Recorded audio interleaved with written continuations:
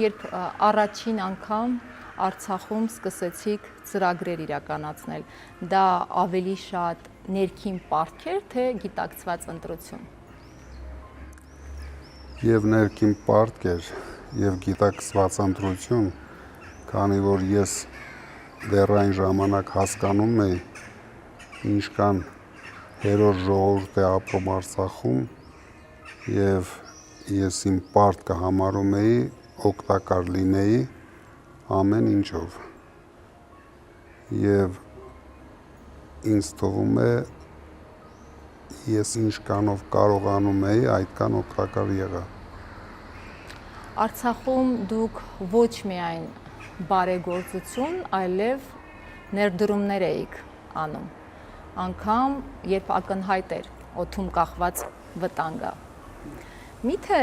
մեծ գործարարը քաղաքական ու անվտանգային հաշվարկներ չէր անում։ Ես Արցախում ներդրումներ անում էի, որ օգնեի Արցախի ժողովրդին, ներդրումներ չեմ արել, որ ինչ-որ գումար աշխատեմ։ Ես օգնում էի կառուցել նորմալ էներգոհամակարգ Արցախում։ Դրա համար ներդրումներ անում էի եւ ինձ թվում է մեզ հաջողվեց, որովհետեւ մարդիկ չգիտեն, բայց ամբողջ Արցախի հոսանքը կախված էր ընդամենը մեկ հենասյունից։ Եվ երբ Բակո Սահակյանը ինձ խնդրեց ու ցույց տվեց, թե ինչքան մեծ խնդիրների մեջ են Արցախի ժողովուրդը եւ ցանկացած քամուց կարող էր ամբողջ Արցախը մնար առանց հոսանք։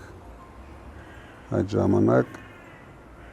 ես ֆինանսավորեցի, ներդրում արեցինք, նոր հոսանքի գիծ կառուցեցինք, որպեսզի անվտանգ դարձնենք Արցախի ժողովրդին ու հոսանքի առումով։